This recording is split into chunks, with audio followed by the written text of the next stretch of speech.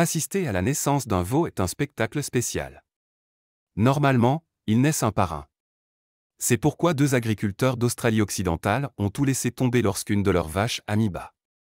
Ce qui en est sorti était quelque chose que presque personne n'avait jamais vu auparavant. David Cunningham avait été agriculteur presque toute sa vie. La ferme dont il s'occupait maintenant avait été transmise à travers 3 générations de sa famille. Ils avaient plus d'une centaine de vaches sur la propriété, et il les reconnaissait toutes à leur visage. La plupart des agriculteurs étiquettent leurs vaches, mais lui pouvait les reconnaître sans cela. David les avait même toutes nommées. Cependant, depuis plusieurs années, quelque chose de particulier se passait avec l'une de ses vaches, qu'il avait nommée Nessie. Elle avait déjà donné naissance à 3 paires de jumeaux. Dans toute sa vie, David n'avait vu que quelques jumeaux chez les veaux. C'était censé être très rare, mais il en avait vu bien plus que cela au fil du temps. Alors, quand Nessie avait mis bas sa première paire de jumeaux quelques années plus tôt, il était excité. Quand elle l'avait fait à nouveau, il était moins surpris. Si Nessie avait les gènes pour avoir des jumeaux, alors elle était destinée à en avoir d'autres, et il l'a prouvé une 3e fois en mettant bas une 3e paire de jumeaux. Mais ce qu'il attendait la 4e fois allait le laisser sans voix. Dans les jours précédant l'accouchement de Nessie, David était certain qu'elle allait recommencer. Alors qu'il parlait à sa femme Julie la veille au soir, il lui dit « Je parierais n'importe quoi qu'il y aura plus d'une tête qui sortira de Nessie bientôt. » Julie n'avait pas été agricultrice aussi longtemps que David, mais elle avait confiance en elle. Elle avait appris les ficelles du métier avec David, mais maintenant elle se considérait comme une vraie fermière. Elle accepta donc le pari, et ils décidèrent que celui ou celle qui perdrait devrait terminer les derniers kilomètres de clôture qu'ils installaient autour de la propriété. C'était un lourd prix à payer et chaque poteau devait être creusé, planté, puis entouré de fils de fer. Le travail allait durer au moins un mois, voire plus. David fit semblant d'y réfléchir une seconde pour rendre ça crédible. « D'accord alors, dit-il avec une fausse hésitation. Mais lorsqu'il lui serra la main, un large sourire s'étala sur son visage. Elle plissa les yeux avec suspicion, sentant qu'elle venait peut-être de se faire piéger. Le lendemain matin, il n'y avait aucun signe de quelque chose d'inhabituel. Nessie était dans son enclos, se préparant à mettre bas. En s'approchant d'elle, David la vit boire dans le grand bol d'eau qu'il avait laissé. Il lui caressa la tête, et elle frotta son museau contre sa main.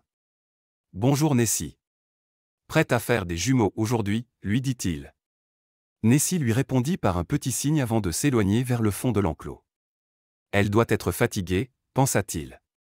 Après tout, ce n'est pas facile d'être enceinte.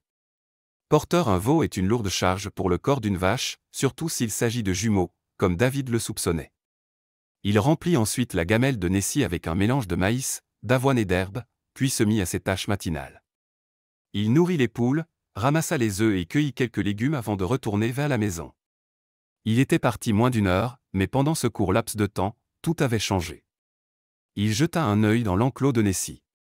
À sa grande surprise, elle se cachait dans un coin, peinant à se mettre à l'aise. Elle semblait même nerveuse. David reconnut ses signes, elle allait entrer en travail. Il courut jusqu'à un abri voisin pour récupérer tout l'équipement nécessaire, un seau, une corde, du désinfectant et il ouvrit le portillon au cas où il en aurait besoin.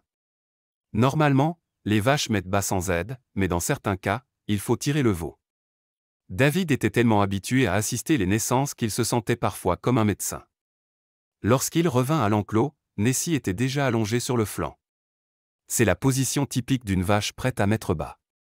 Mais cette fois, tout allait beaucoup plus vite que ce à quoi David était habitué. À ce moment-là, Julie avait vu ce qui se passait depuis la maison et était venue aider David, mais elle venait aussi récupérer son pari gagné. « Tu es sur le point de perdre un gros pari, chérie, dit-elle à David avec un sourire en coin. S'ils avaient su ce qui allait sortir de Nessie, ils n'auraient pas été si détendus. David regarda de nouveau Nessie. 2 petits cercles solides avançaient lentement vers lui, essayant de sortir de Nessie. C'étaient les pattes du veau, et elles progressaient bien. Normalement, cela prenait des heures pour en arriver là, mais c'était la naissance la plus rapide que David ait jamais vue. Puis une tête apparut, et en quelques minutes, un petit veau sortit de Nessie et rampait sur l'herbe. Voilà qu'un autre veau venait s'ajouter au troupeau. « Voilà le premier !» cria David avant de se placer au-dessus de Nessie et d'attendre le suivant. Julie rit de la confiance de David, mais son rire se transforma vite en surprise. Effectivement, un autre veau arriva. Cette fois, cela prit un peu plus de temps, mais David ne s'en soucia pas, j'ai gagné. C'est encore des jumeaux, Julie. Je te l'avais dit, s'écria-t-il joyeusement. David donna une grosse tape sur la tête de Nessie et la félicita. Julie secoua la tête, incrédule. Comment faisait-il toujours pour avoir raison? Après tout, il avait grandi à la ferme, ça expliquait sûrement. Ce qui arriva ensuite prouva que David ne connaissait pas toujours tout. Malgré son immense expérience, il n'était pas préparé. Juste au moment où ils commençaient à ranger leur matériel et à réunir Nessie avec ses veaux, ils remarquèrent quelque chose. Nessie ne bougeait pas. Elle était toujours couchée sur le côté. Peut-être était-elle blessée, alors David vérifia ses signes vitaux. Tout semblait normal, mais Nessie semblait souffrir. Non, ce n'est pas possible, murmura Julie. Y avait-il un troisième veau qui allait sortir? Les jumeaux étaient déjà rares, mais des triplés, c'était presque inconcevable chez les vaches. En fait, il y avait seulement une chance sur 100 000. Mais, effectivement, Nessie poussa un troisième petit veau heureux. Enfin, alors que Julie et David se lavaient, ils eurent presque une crise cardiaque, un quatrième veau arrivait. Après cela, elle eut enfin fini. Nessie se leva après presque 4 heures de travail et put enfin rencontrer ses petits. Elle les nettoya, les blottit contre elle et s'assura qu'ils se sentaient en sécurité. Pendant ce temps, Julie et David regardaient, émerveillés, avant de se mettre rapidement au travail. Ils savaient ce qu'ils devaient faire, et il fallait agir vite. Ils se mirent rapidement à séparer 3 des veaux de leur mère. Cela pouvait sembler cruel aux non-agriculteurs, mais ils savaient que c'était la meilleure chance de survie pour tous si Nessie se concentrait seulement sur un veau pour le moment. Les 3 petits pleuraient en voyant leur mère disparaître. David les plaça dans une autre grange avec de l'herbe, de l'eau et du lait. Il allait s'en occuper. Pendant ce temps, Nessie était heureuse d'être avec le 4e veau. C'était une fille, et elle commençait déjà à jouer avec sa mère. Après avoir été serrée si longtemps contre ses 3 frères et sœurs, elle était maintenant toute seule.